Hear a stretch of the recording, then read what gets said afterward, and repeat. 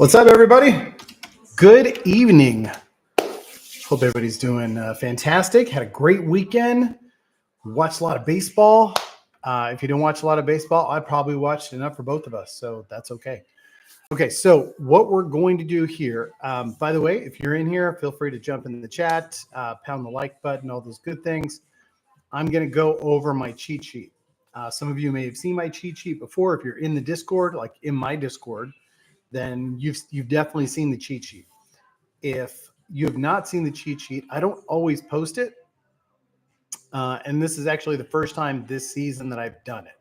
So I figured I'll share it with everybody. You can kind of get a taste of it, see how to use it. It's more of a guideline just to make your own decisions. So let me pull it up right now, and I can walk everybody through it.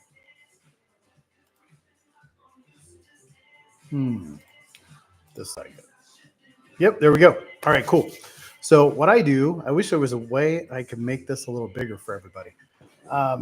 Hey, Samuel, the sniper. Pew, pew. What's going on, guys? Nano, my guy.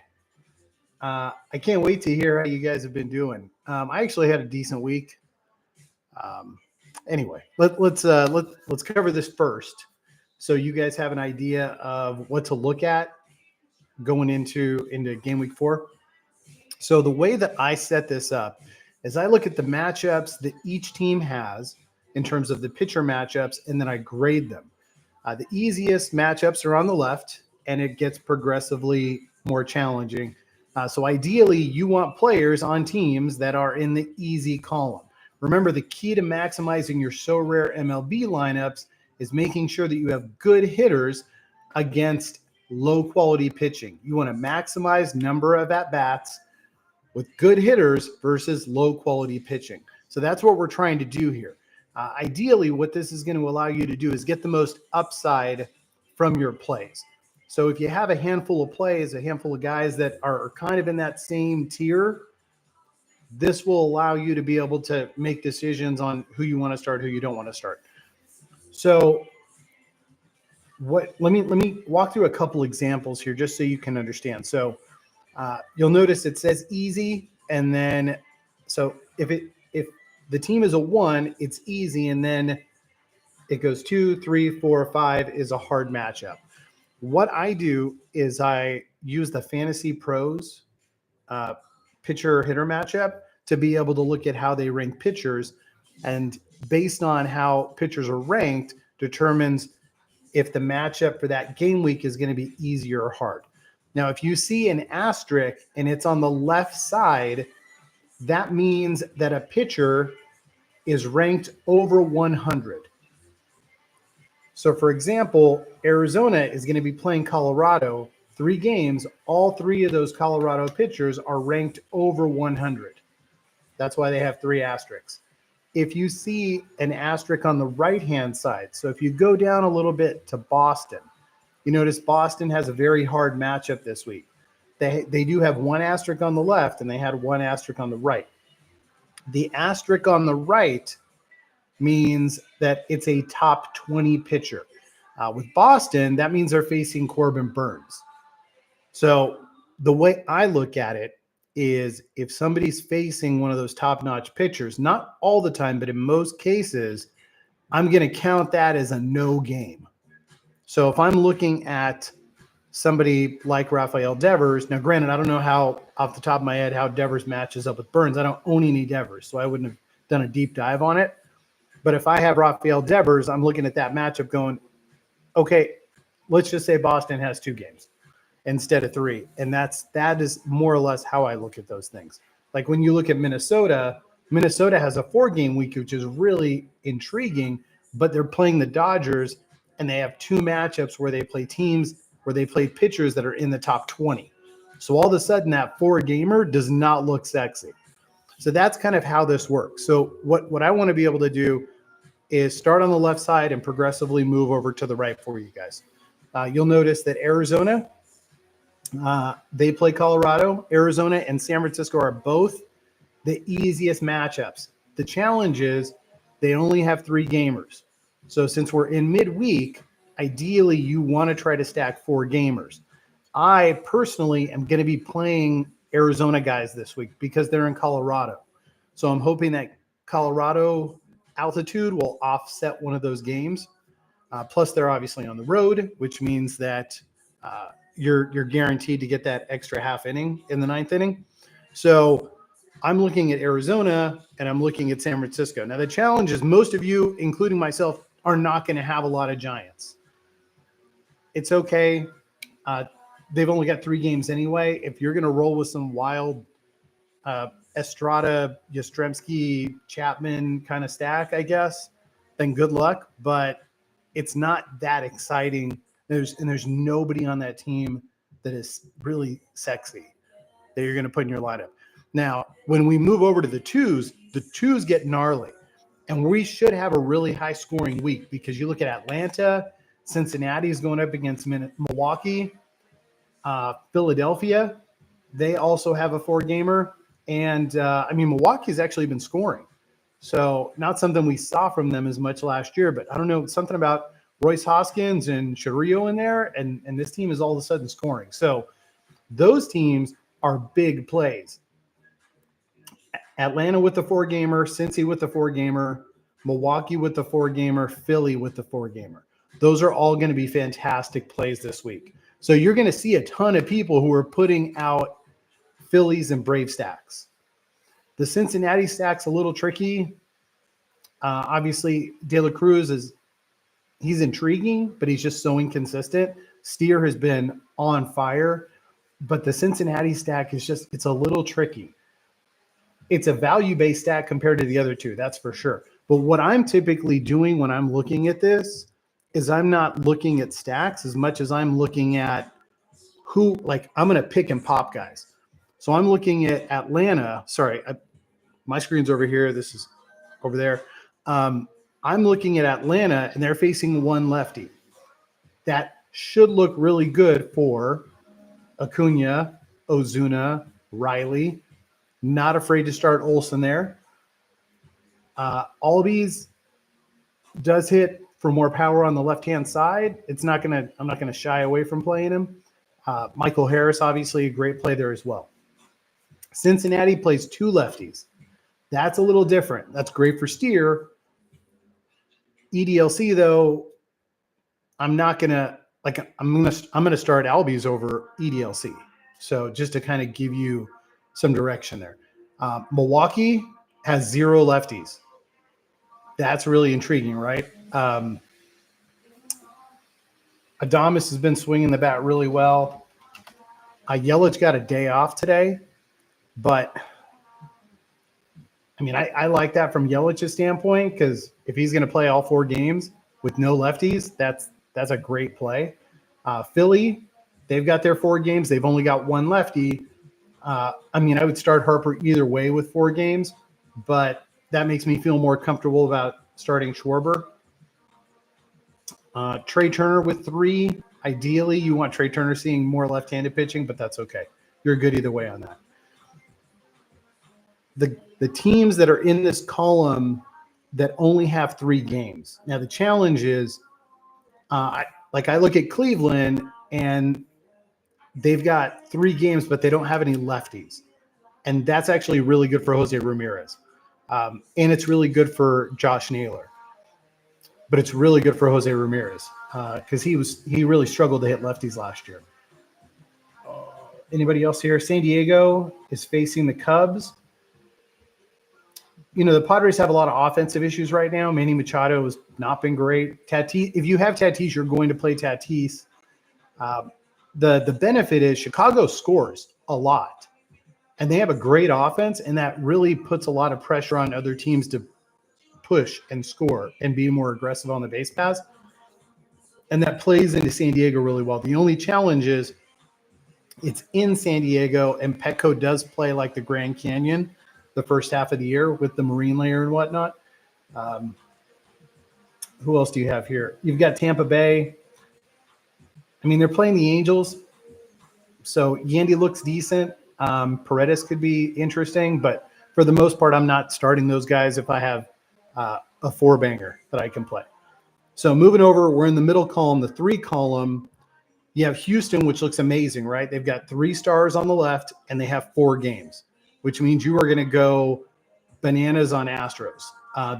They are facing 2 lefties. That's obviously not going to have an impact on Tucker or Jordan as much, but Altuve, Bregman, even McCormick all look like pretty solid plays right there. The Mets have a 4-gamer with 1 lefty, so Lindor and Pete Alonso are definitely lights up. Brandon Emo could be a solid play there as well. And you've got Texas. Obviously, I'm running with my Texas stack, but Texas should be fantastic. That 1 asterisk that's on the right is going to be for Framber because they are facing Framber. I did not look. I guess I could look right now while we're doing this. I did not look to see how Texas matches up with Framber. So bear with me. I'll give it to you.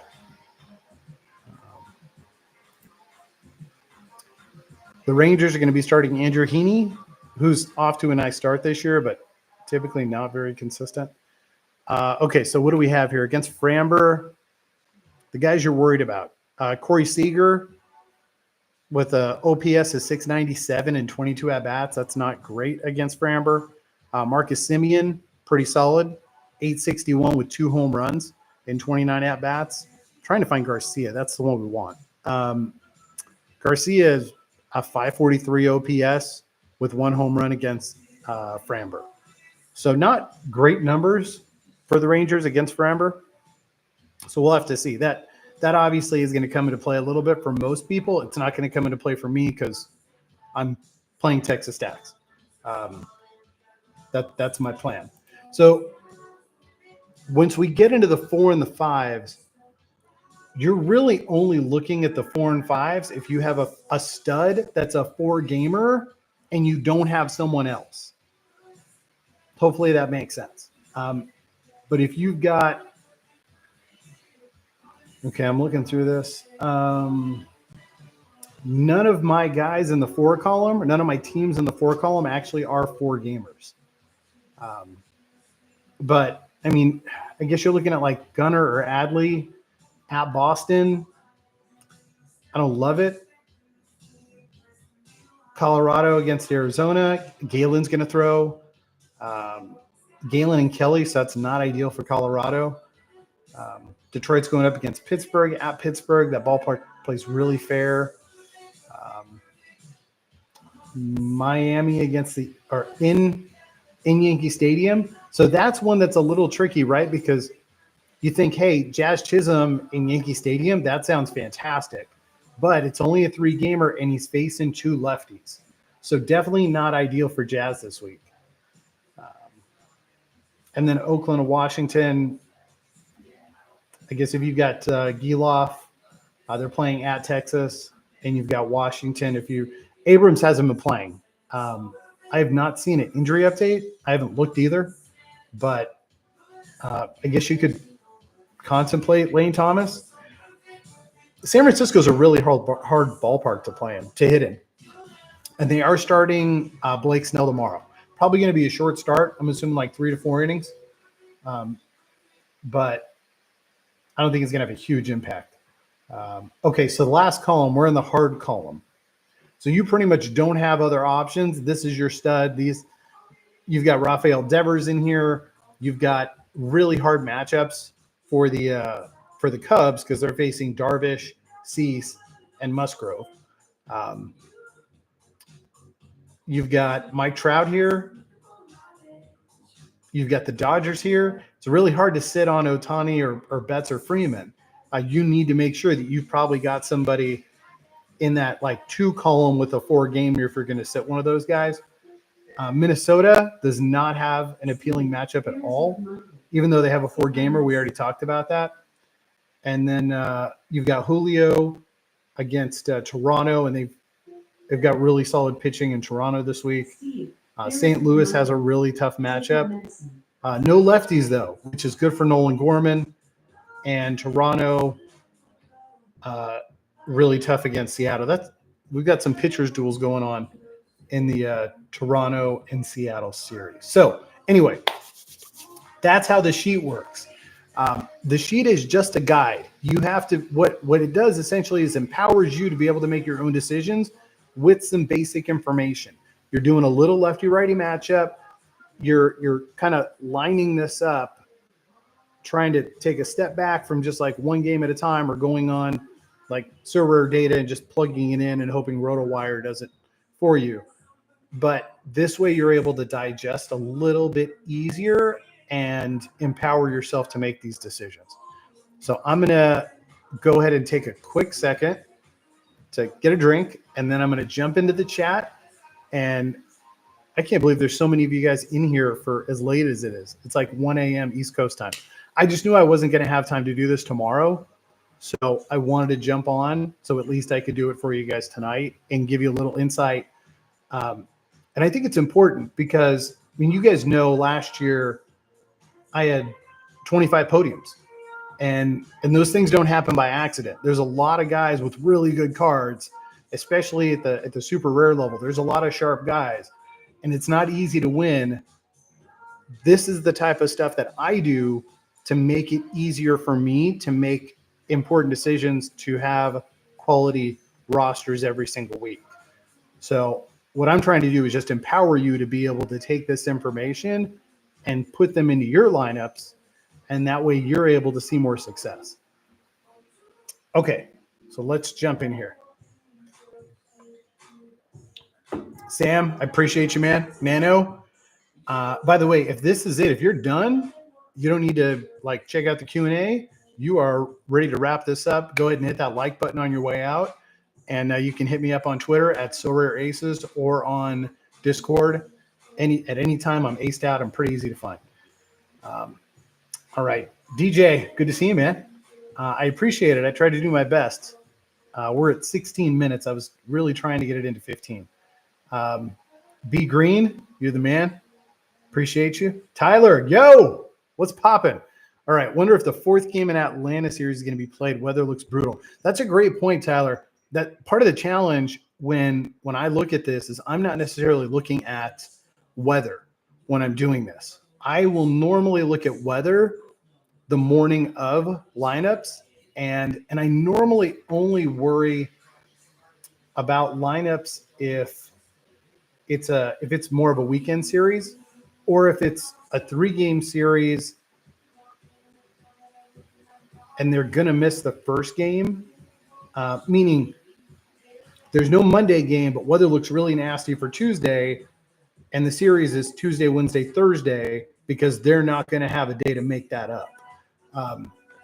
So I try not to worry about it too much. Obviously, if anybody had like Cleveland or Minnesota today, then you took it on the chin. And that does happen sometimes, like we saw with Atlanta last week against the White Sox. You took that on the chin. You had to wear it, unfortunately. But when I put this together, I don't incorporate any weather. I will normally incorporate weather on a player-by-player basis for me. This is an overall view, because if you look at my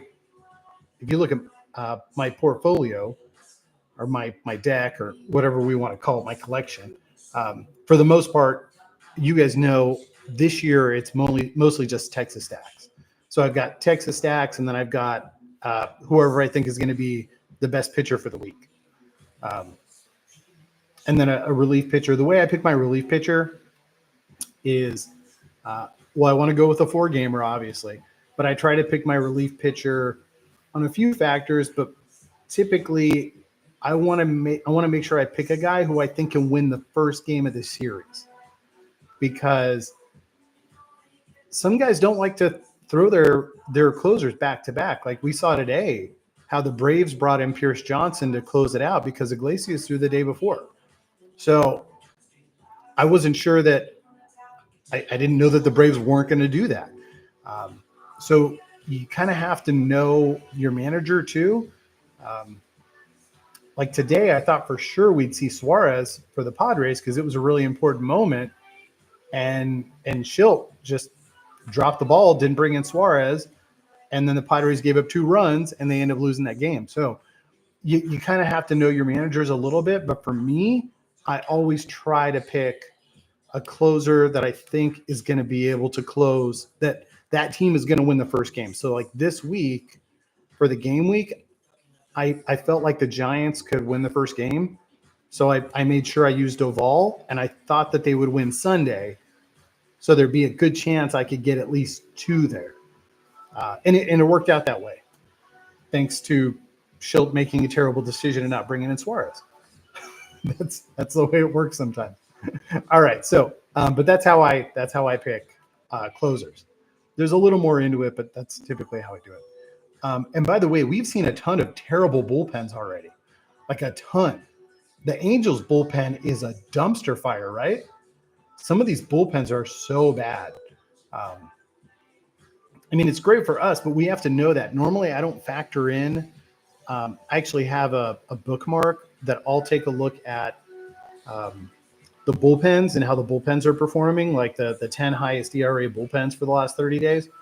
I'll look at that as well and kind of factor that in if I have like this tight decisions. So it's just another tool in my toolbox that I use to be able to help determine this stuff. Okay, so let me jump in here. Tyler says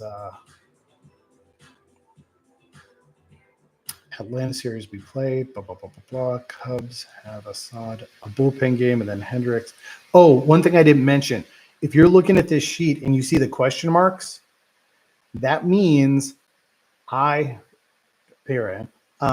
means there's a pitcher that's a TBD, to be determined. So luckily there was only 4 of them. Sometimes you'll have a 4-game set and I have 2 question marks on there, like the night before. So it can get a little tricky, but that's what the question mark means.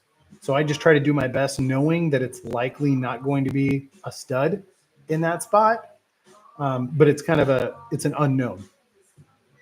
Okay. Be it both the Pirates Tigers games. Never seen good pitching.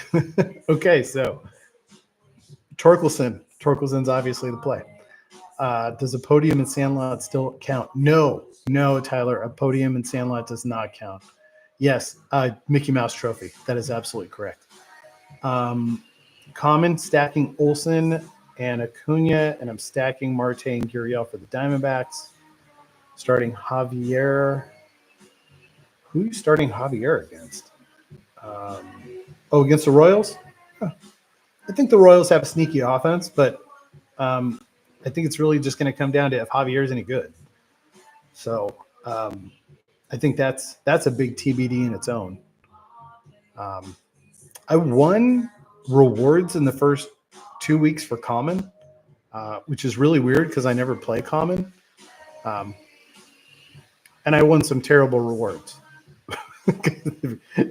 I'm like, wow, I finished 60th out of 10,000 people, and I won a card worth $1.25. That's great. Here, let me spend money and join the project. But I'm trying. I'm trying to play Common just to, I guess, experience it.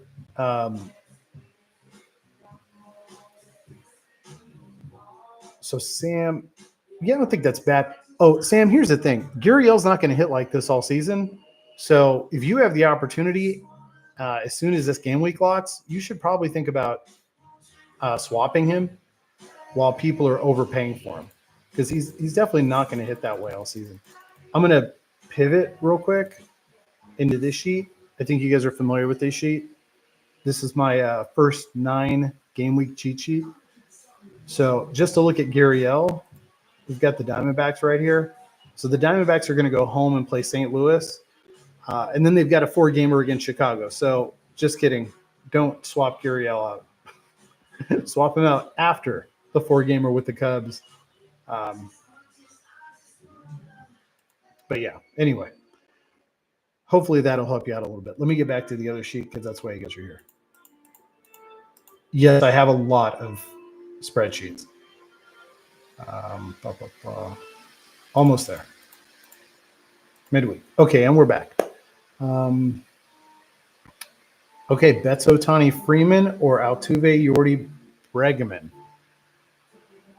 B Green, I would go Altuve Yordi Bregman this week.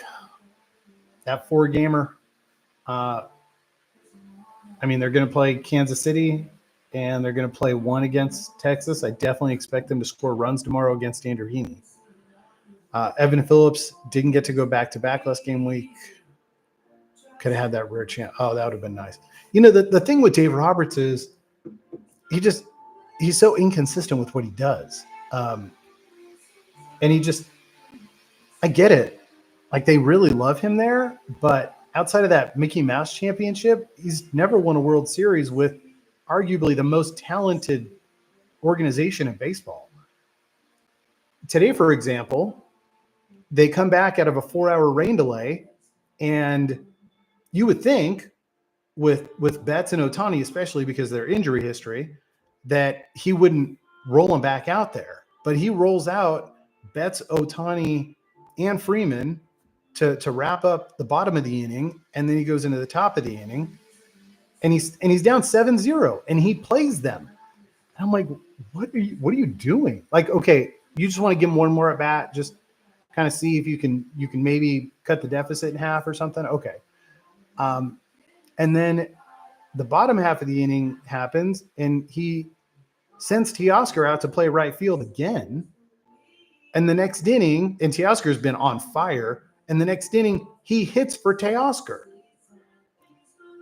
And granted, I have Teoscar, so I'm screaming at my TV because Dave Roberts always does dumb shit like this.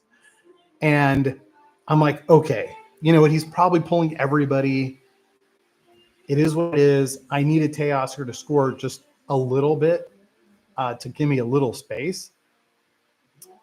So it comes back around. Sure enough, Mookie Betts hits for himself. Ohtani hits for himself, and I'm thinking, what is going on? Because Ohtani already hit a garbage time triple, and then Betts walks, and Ohtani hits a garbage double, drives in Betts, and I'm just sitting here going, you got to be kidding me. It cost me $250. And they still got their ass beat. So, and they pinch hit for Freeman. Freeman's the only one of the three that doesn't have an injury history. Ohtani always gets beat up. Now, granted, some of it's because of his pitching, but and Betts always misses a couple weeks a year. Like, why are you going to do that? It just doesn't make any sense. So anyway, sorry.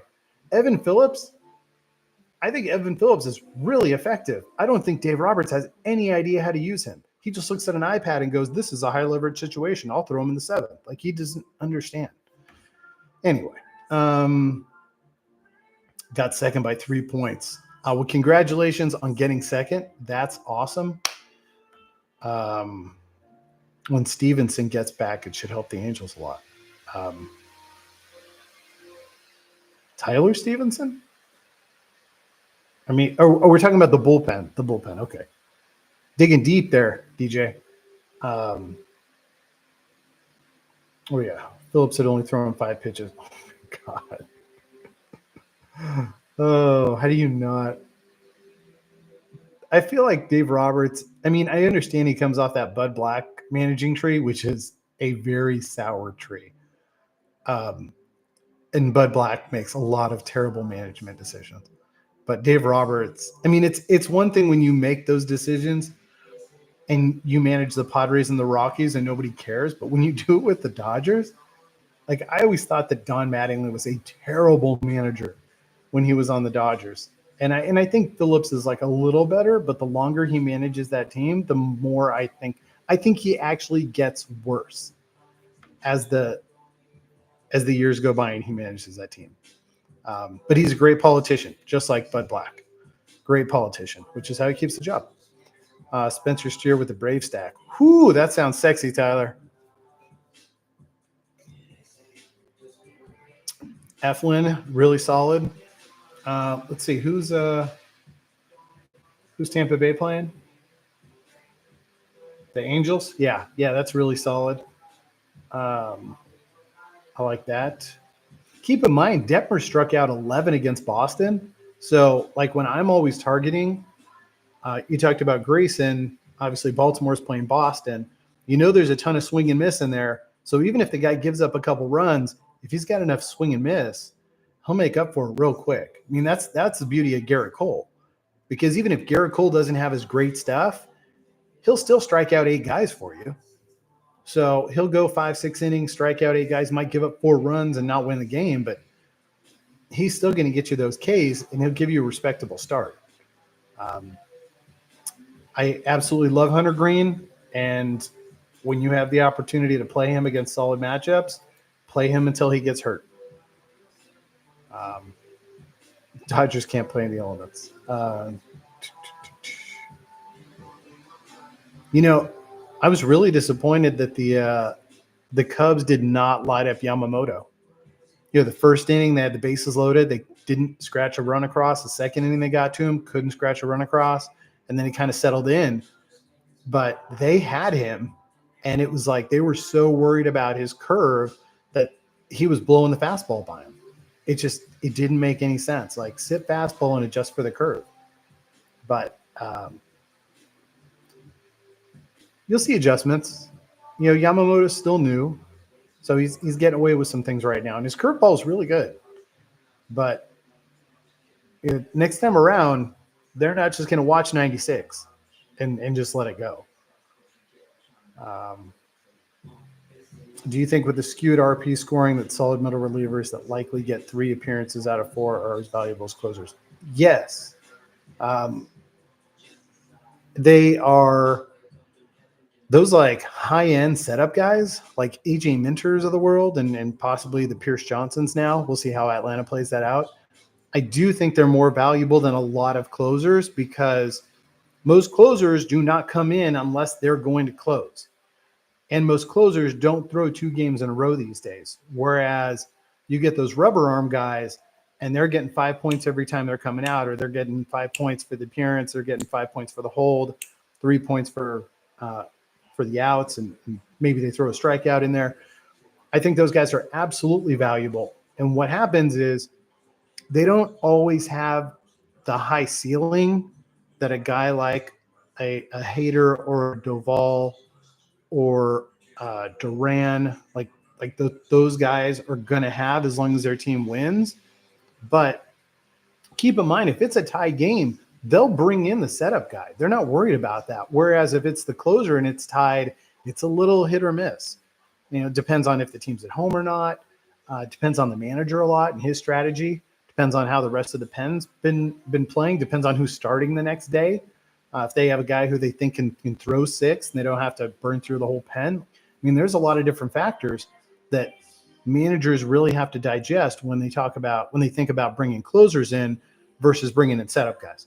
So now, granted, I do think that the scoring system for relief pitchers is trash, but you guys know my feeling on that. It just devalues everything, because when you have setup guys that are worth as much as most closers, not the stud closers, but you can't tell me that the top 5 setup guys aren't worth as much as Tanner Scott right now, if not more, because the Marlins aren't winning games. Tanner Scott's really not playing.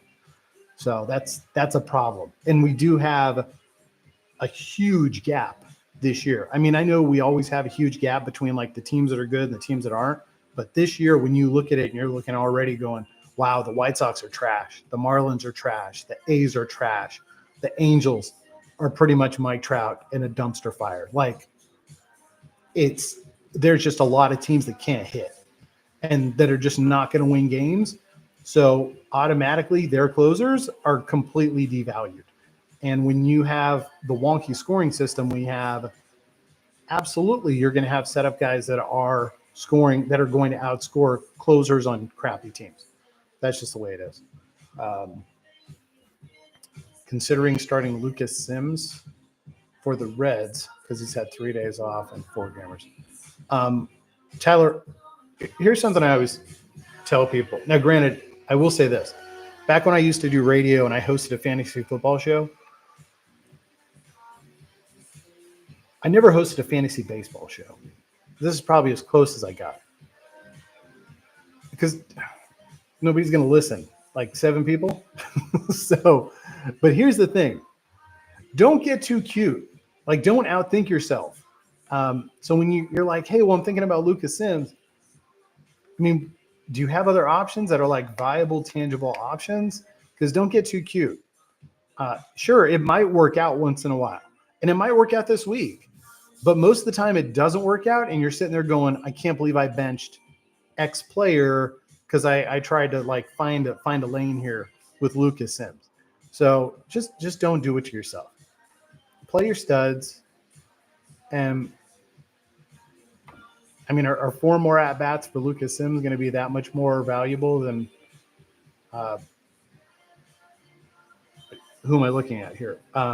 Then Bobby Witt, then Jose Altuve, then Brandon Nemo, then Anthony Volpe. That's kind of, I'm just throwing out names of guys in the 3 column. Also, Yamamoto finesses the pitch clock. Oh, that's Telly. That's funny because Yu Darvish does that too. He tries to. I don't know if it's as much he's finessing the pitch clock is what he's trying to do is throw the hitter's timing off. So he always, he does that kind of like flamingo thing. And sometimes it's like a half a second. Sometimes it's like 2 seconds. He's just doing yoga on the mound. But it's more to try to throw off the hitter's timing because they're obviously trying to time that release. So I watched the game. I don't even pay attention to the pitch clock. I guess if there's runners on, I might pay a little more attention, but I'm like, go, let's go. I got stuff to do. I got other games to change to change the channel to. Crochet's been great, right? He was great again today. So, we'll have to keep an eye on that. That's 3 solid starts. The problem with Crochet, obviously, is the White Sox are trash. So, what are you going to do, right? But yeah, he's really solid. Like Scooble's been fantastic. Reagan's throws tomorrow. That'll be interesting. He was really good against Baltimore. It's great to see these young guys, especially because, obviously we're seeing a lot of injuries right now. But it's great to see these young guys that had solid years last year or solid second halves that are able to bridge that, like Grayson Rodriguez has been able to bridge it. So I'm curious to see how that's going to play out. The challenge always is I'm a person who would rather pay a little more and know what I'm getting than pay a little less and get it early and hope it turns out. So like for me, I wouldn't overpay on a Crochet right now. I wouldn't buy a Crochet right now because I'm just not sold on it. He shut out the Royals. Okay. Like let me see him face somebody who I feel like can hit, like the Astros or the Rangers or the Orioles, and let me see how he pitches against them, and then I'll pay a little more if I have to pay 20% more to get him. That's fine, but I know what I'm getting at that point. Yeah, Tyler, great point. Like Iman Aga looked great today again against the Dodgers. So that was the point I was just making, right? I need to see this guy throw against a good team, and he threw really well against the Dodgers. I don't know if it helps that he's a lefty and he made Ohtani look silly, but he threw well against Freeman and Ohtani. I think outside of Will Smith and Mookie Betts, the right-handed hitters for the Dodgers really aren't that great. But he looked really good. He looked really good in his opener. So we'll have to see how that plays out. Yeah, DJ, Mike Trout, 4 solo home runs. He's the whole team. I did see Anthony Rendon got an infield hit yesterday. I think he got another hit today. Remember that guy? It's so weird. Like Anthony Rendon was such a stud in college. And then he had that injury in college. People were a little worried about him. Still got drafted, I think number 3 overall. And really put it together with the Nationals. And then they won the World Series. Strasburg gets stupid money. That turned out really well. And then Anthony Rendon gets stupid money. I guess if you're the Nationals, are you happy you signed Strasburg? Like if you had to do it all over again and you could only sign Strasburg or Rendon, like which one would you rather have? Because at least if you sign Rendon, like he's still playing. with Strasburg, you're basically writing off 120 million. I think you got not even 2 full seasons out of him for 350 million bucks. Tyler O'Neill looks pretty good. That dude is so buff. But he looks good. I'm really curious to see how he's going to hit in Boston because you know that the Green Monster just eats up right-handed hitters, right-handed pull hitters. Like you have got to have a ton of launch angle to not have the to not get beat up by the Green Monster, just play pepper all day. But as long as he can stay healthy, that's always been the thing, right? When he stayed healthy, gosh, what was it? Was it 2019 now? I'm going to have to look. He really put up fantastic numbers for the Cardinals. And then it was like his body just kept breaking down over and over and over. So it was 2021. Yeah, 34 bombs. Slash line looks great. 286, 352, 560, 912. OPS, finished 8th in the MVP voting and won a Gold Glove. Like he was supposed to be the future. And he just couldn't stay healthy, forgot how to hit, started striking out a ton. But he looks good so far. He looks really good. So we'll just I don't know if I'd say he's back. I mean, he's slugging 893. Like it's obviously not going to – he can't face the Angels every week. But it looks good so far. Like I'm not going to buy one, but if you have one, you should play him. Maybe not this week, though, because Boston does have a really tough matchup. But Tyler O'Neill's – he's producing. Absolutely.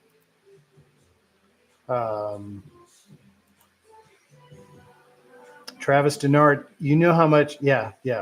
Green knows. Like I just hate catchers. At the end of the day, you just you don't know if they're going to start all the time. Like Adley is the one guy.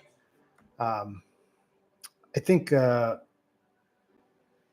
Raleigh started like 150 games last year because they do let him DH. The fact that Will Smith, who I think is one of the best catchers in all of baseball, doesn't play 150 games because they signed Ohtani is just criminal. That guy can absolutely rake. So, and he's young, but I'm not going to start him because I feel like, hey, I've got a 4-gamer, and then all of a sudden you put him in for a 4-gamer, and the second game he's sitting out, or one of those games, those extra innings, and you know the next day he's not going to play. Like that's the way it is. So at least with Adley, they'll DH him a decent amount, try to keep him fresh, and he's like 24. That's a little different. But like I think Travis Denard's a really solid catcher. Do I think he's going to play all 4 games? No. I don't think any catcher. I wouldn't rely on any catcher to play all four of those games except Adley. Raleigh's kind of interesting because they signed Garver to play DH, which is weird because he can't hit that well. But I mean, last I checked, Garver could catch a little bit, so you would think he could give Raleigh a break, and they paid Raleigh too. Now I gotta look. Yeah, Garver can catch a little bit. He's definitely. I mean, he's hitting 208. Who pays a bunch of money to a guy who can't hit to play DH? Well, the Mariners do. Some of these GMs, I don't understand how they have jobs. Anyway, he did have a really nice year now that I look at his numbers, he had a really nice year last year in Texas.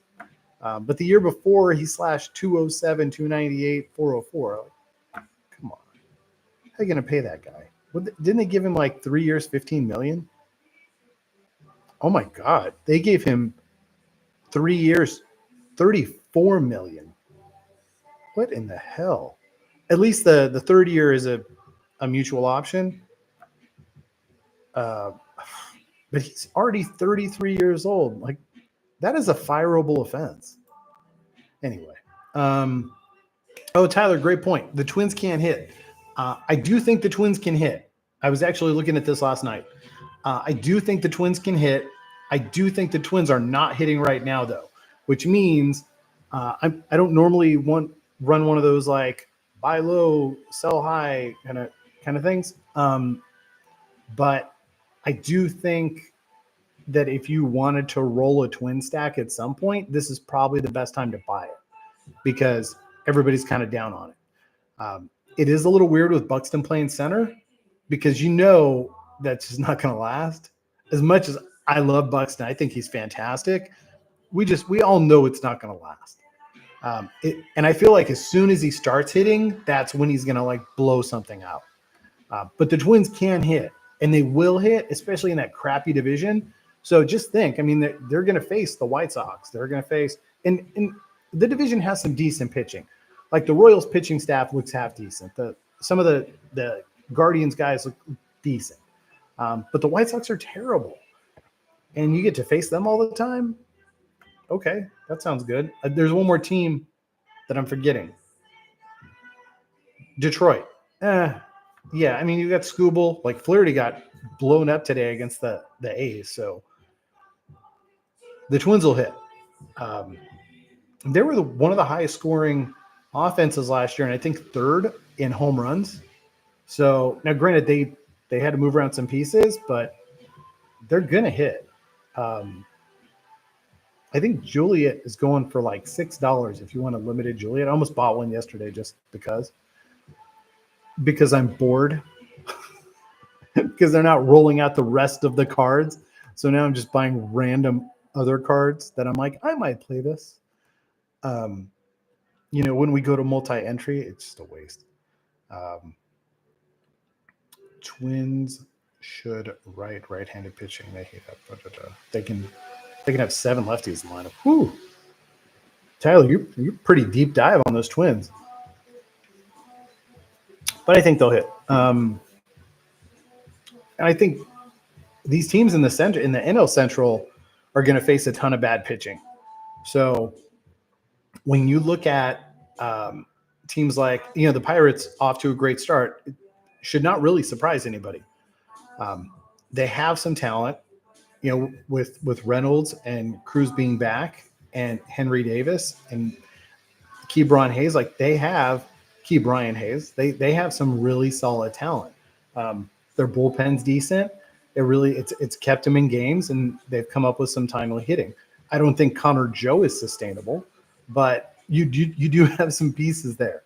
So, and they're going to face a ton of bad pitching in that division. So, like when you pay for Spencer Steer, you do that knowing, like with Justin Steele going down, the Cubs pitching, obviously, Imanaga's been great in 2 starts.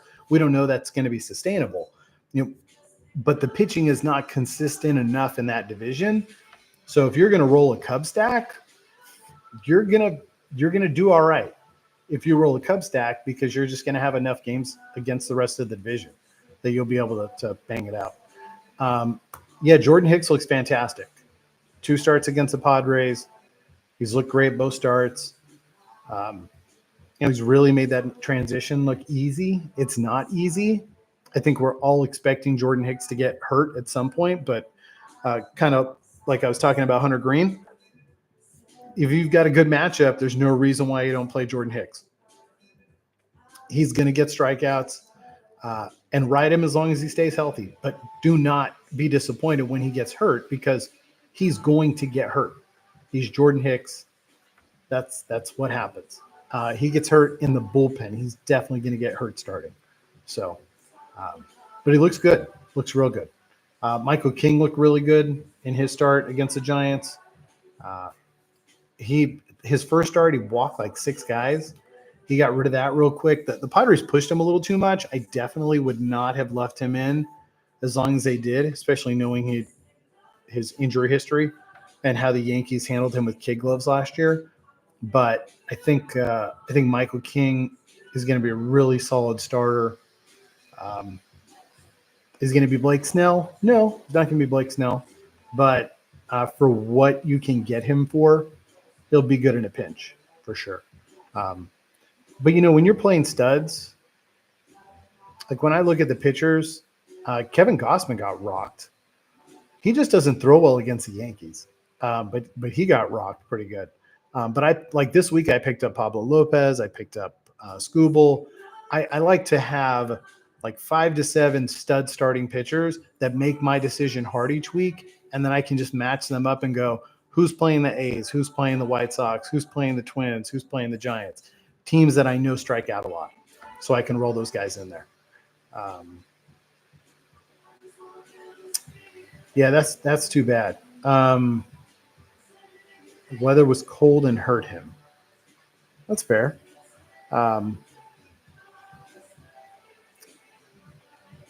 I appreciate his honesty.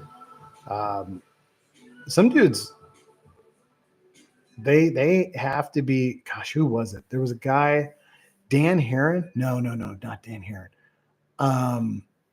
Oh, his name is going to escape me. He pitched for the Padres for a bit, and he hated pitching in Arizona. Absolutely hated it. And every time he went to Arizona, he would get lit up like a Christmas tree. And he would openly complain about it. And he was just like, I hate that place. Some guys, they just can't get comfortable. And if they can't get comfortable, they don't throw well. And I know that it probably sounds funny to us, but it is the truth, especially pitchers, because pitchers are so routine based, starting pitchers. Everything is so routine with them. And if they get shaken out of their routine, it changes everything. It's the funniest thing. So they were talking about Marcus Stroman because he pitched for the Yankees in their home opener this week, and he looked fantastic. And how Stroman came out, and he's from the area, and he came out from the pen after warming up, and he was hyping the crowd, and he even signed some autographs and took some pictures. And the thing is, starting pitchers never do that. Never. They are like so cerebral. And I never really thought about that much until I started working in the sports industry, and you couldn't even go around a guy who was going to start. And they typically didn't even want you talking to a guy who was going to start the next day. It's the weirdest thing, but that's how starting pitchers are.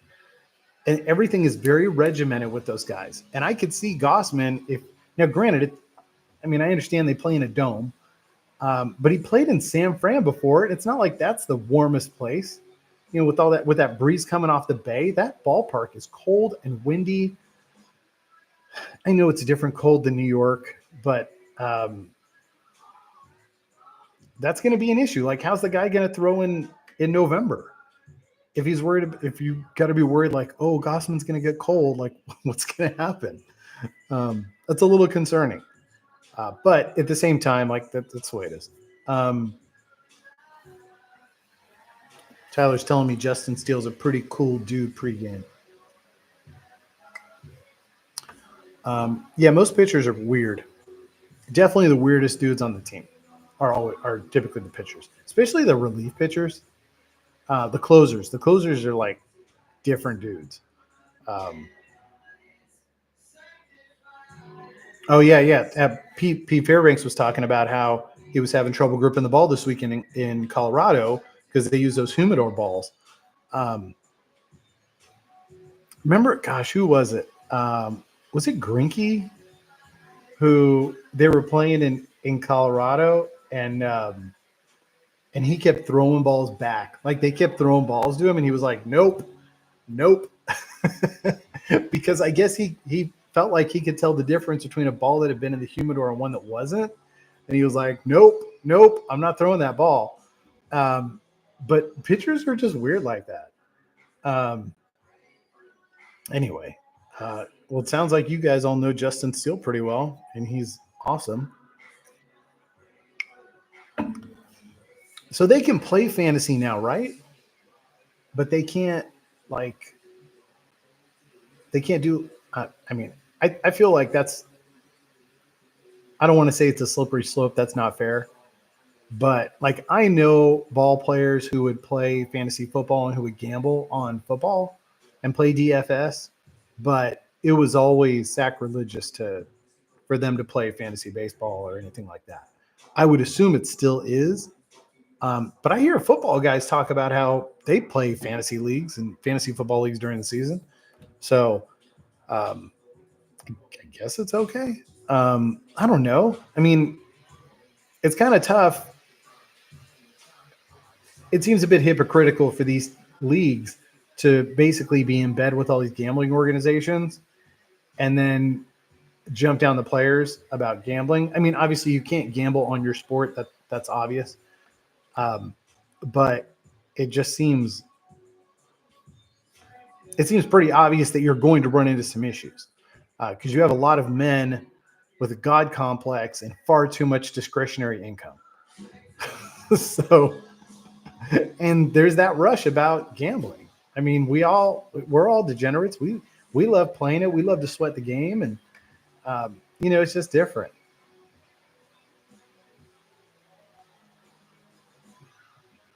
Oh, good story, Tyler. So Tyler's saying that all the Cubs pitchers throw a football around pregame, and Imanaga he went to Target and bought one so he could bring it with him. That's pretty cool. He's probably like, "What is this egg?" That's what they call it in Europe, like egg ball. I guess it's more like a rugby ball though, so it's cool. Yeah, NBA.